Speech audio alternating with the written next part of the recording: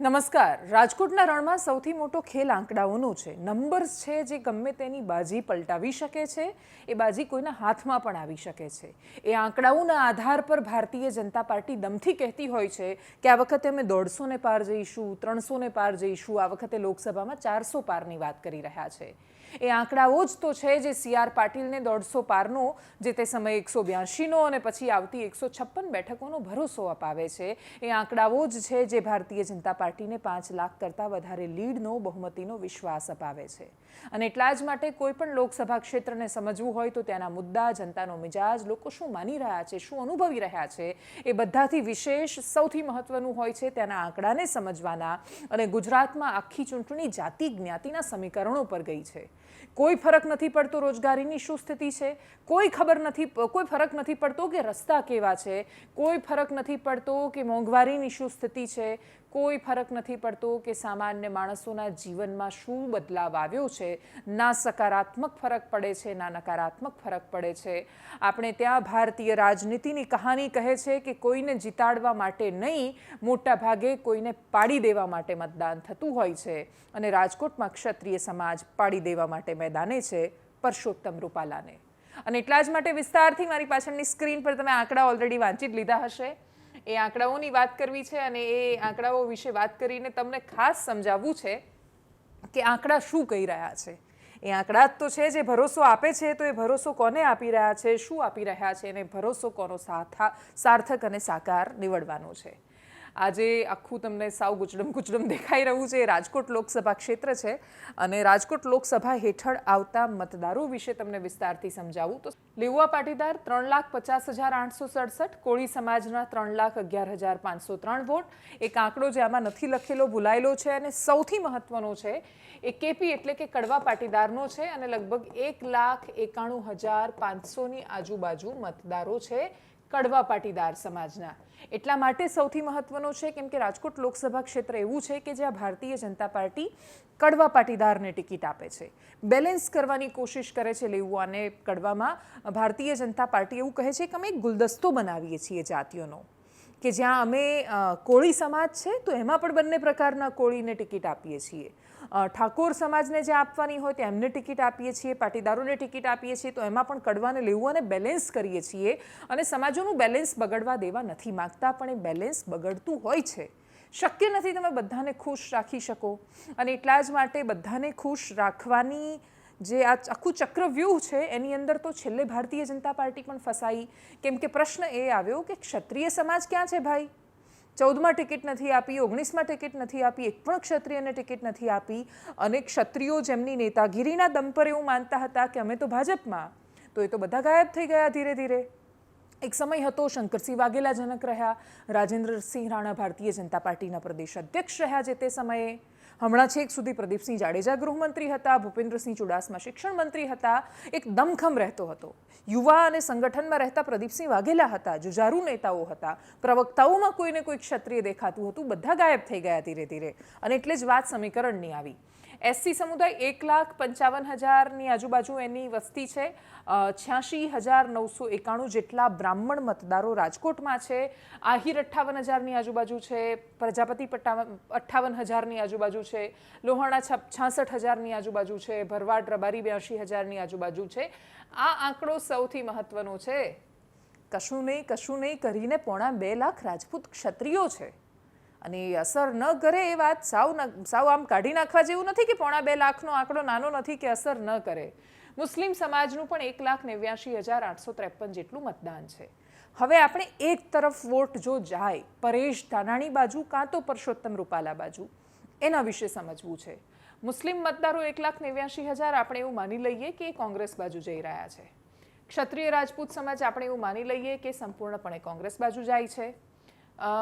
SC છે દલિત મતદારો એ કોંગ્રેસ બાજુ જાય છે આપણે એવું માની લઈએ.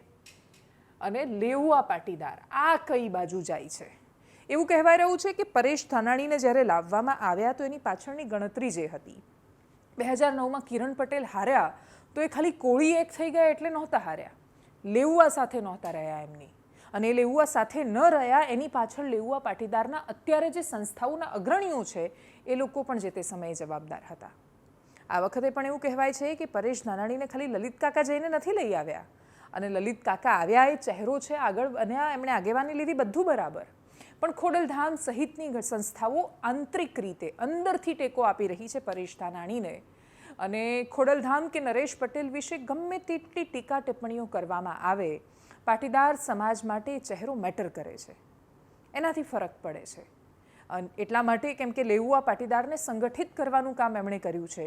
લેઉવા પાટીદાર સંખ્યાની દ્રષ્ટિએ ખૂબ વધારે આબાદી એમની હોવા છતાં શું કામ કડવા પાટીદારને જ વારંવાર આગળ સ્થાન કે પ્રોત્સાહન મળ્યું? એનું સૌથી મોટું કારણ એકતાનો અભાવ, સંગઠનનો અભાવ. એ સંગઠન શક્તિના ભાગરૂપે જ કાગવડમાં ખોડલધામ બનાવવામાં આવ્યું, અને એને રાજકીય સંસ્થા નહીં બનવા દઈએ એવું કરીને વિશાળ રીતે શક્તિ પ્રદર્શન કર્યું. તો એ શક્તિ પ્રદર્શન કામે લાગે, અને આમાંથી આપણે એવું માની લઈએ કે 80-90% જે મતદાન થાય છે એમાંથી 80-90% લોકો એક તરફી એટલે કે કોંગ્રેસ બાજુ જાય, તો આંકડાની ગણતરી ત્યાં જ પૂરી થઈ જાય છે. પરેશ ધાનાણીને જીતતા કોઈ રોકી ન શકે જો આવું થાય તો. પણ હું જેટલી સરળતાથી અહીંયા કોંગ્રેસ એવું લખી રહી છું, ગ્રાઉન્ડ પર એટલી સરળતાથી પેનથી લખવાનું નથી કે કોંગ્રેસ એટલે લખાઈ જાય. આંકડાઓ ગમે ત્યારે ફરી જતા હોય છે, ને એની પાછળ સૌથી મોટું કારણ ભારતીય જનતા પાર્ટીની ગણતરી છે. આ આંકડાઓ કંઈ આપણને જ ખબર છે ને ભાજપને ખબર જ નથી, ને બસ એમને તો એ લોકો તો ઊંઘમાં છે એવું માનીને બેઠા છે કે પરસોત્તમ રૂપાલા જીતી જશે, એવું નથી.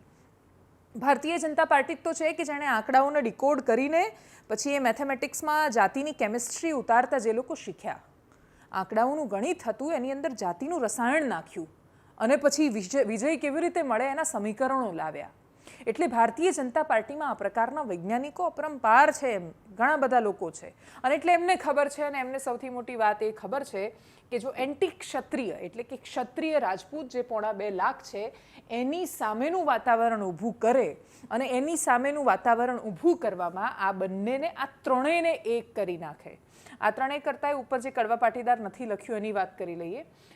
એ ત્રણેયને એટલે કે કોળી, લેઉવા અને કડવા પાટીદાર જે 1,95,000ની આજુબાજુ છે, એ બધાને એક કરી નાખે, તો એમના માટે આખી આ ગણતરી બહુ સરળ થઈ જતી હોય છે. 5 લાખનો જે ટાર્ગેટ આપવામાં આવ્યો છે, 5 લાખનો ટાર્ગેટ હાલની પરિસ્થિતિમાં પરસોત્તમ રૂપાલા પાર કરી શકે એ સ્થિતિમાં નથી. એનું સૌથી મોટું કારણ એ છે કે આ ગણતરીમાં લેઉવા પાટીદારનું ફેક્ટર ઉમેરાયું છે. લેઉવા પાટીદાર પોતાની સંસ્થા એટલે કે ખોડલધામ બાજુ રહેશે, પરેશ ધાનાણીને સાથ આપશે, કે પછી પાટીદાર વર્સિસ ક્ષત્રિયની રાજનીતિમાં એ જશે ભારતીય જનતા પાર્ટીની બાજુ? એના પર બધાની નજર રહેલી છે, કેમ કે ભારતીય જનતા પાર્ટી માટે અમુક મતદારો કમિટેડ ગણાય છે, અને એ કમિટેડ મતદારોમાં પાટીદારો પણ છે. Patidar is equal to Bharatiya Janata party. પાટીદારોનો ઇતિહાસ કહે છે કે એ જ્યારે બગડે છે, વિફરે છે અને સત્તાની સામે પડે છે તો ભલભલાના સિંહાસનો ડોલાવી નાખે છે. 2017માં કોંગ્રેસ હજી વધારે રણનીતિ અને આંકડાઓ અને રસાયણની જે આપણે વાત કરી એની પાસે વૈજ્ઞાનિકોની થોડી કમી રહી.